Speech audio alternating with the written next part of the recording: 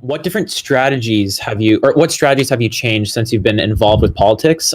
When you first started, and then especially within the recent months with Trump versus Biden, obviously.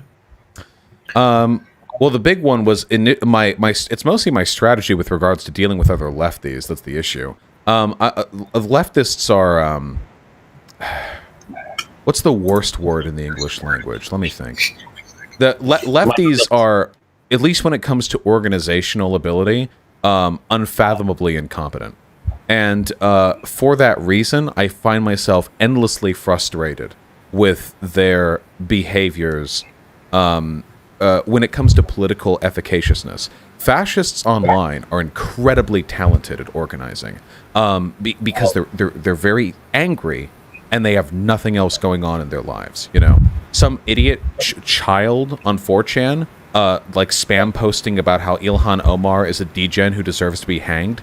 This person can get more engagement just spam posting and making multiple accounts on Twitter than a lefty could thinking up the funniest conceivable retort, you know, to a conservative's post over the course of 6 hours. Their fastidiousness works in their favor. You don't have to be smart to win political gambles. You just have to be, you know, tenacious and zealous, mostly. But a lot of lefties, their strategic inclinations, they differ massively. When I first started the channel, I thought I could, like, bully the left into falling behind a collective strategy. Now I realize I don't think the online left is that salvageable. I think it's full of a lot of selfish nihilists who are more interested in being the smartest person sent to the gas chambers. Some of them are woke scolds who just want to be, like, you know, super woke, like, haha, I never even say dumb to refer to people because that's ableist. And for a while, I thought those were, like, the people who wanted to be the smartest ones sent to the gas chamber. But now I realize there are a bunch of people who call themselves Marxist-Leninists who have never read a fucking word of Lenin, who are like, participating in bourgeois electoralism makes you, makes you a liberal. I'm smart. I'm not doing that. And these people are exactly the same as the woke scolds. They just want to be the purest person sent to the gas chamber. So I don't like the online left that much. There are some cool people. There are some cool communities. Mine.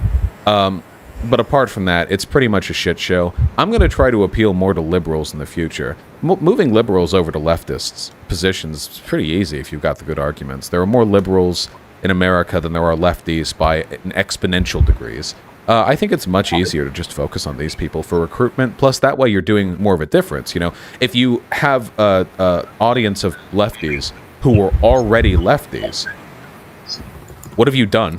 Like, what have you actually done to improve the climate of the world? If you have an audience of lefties who were once liberals, you've changed the character of a group of people. That's an actual meaningful difference.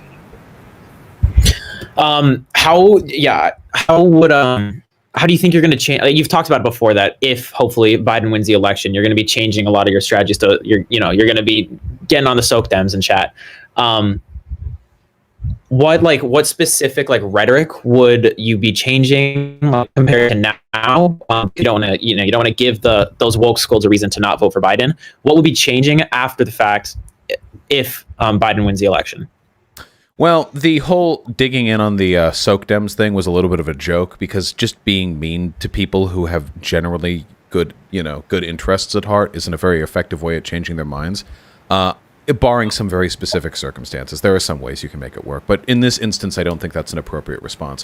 What I'm more looking to do, though, is substantively critique the Democratic Party from the position of the left. I want to do what Chapo Trap House initially set out to do. That's my goal. Chapo Trap House's initial goal was after Hillary wins, which is what they expected to happen, they would be the left-leaning podcast that would just dunk on Hillary, and they'd be like the one guy is doing that, which is great. That's perfectly fine. Obviously, that's not how reality turned out, but I agree with the sentiment. I think that sentiment is important, and I think that what a lot of people are going to realize after a Biden presidency is that Biden is, we all know he's kind of like a doddering fool, but he's also fundamentally incapable of fixing the problems with this country. Biden, Pelosi, these establishment Democrats really, really do not give a single shit about substantively changing the makeup of this country in any real way. They're just more politicians, power for power's sake. And if I think with a sharp eye, criticizing that can encourage a large liberal audience to realize that they have to turn to something more radical to win, to really win the freedoms they're looking for, you know? Yeah, with your size right now, how much do you think you could actually impact that audience that you have, and try to grow obviously more to pull in those liberals and show them the light? I mean, I don't want to tempt fate, who knows what life has in store for me.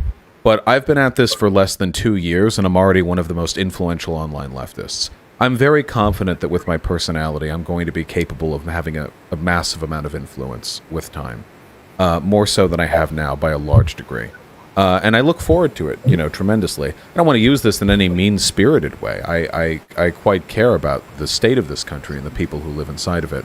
I just think, if there is an opportunity to change minds, it must be taken advantage of, or you're ceding that space to people far worse,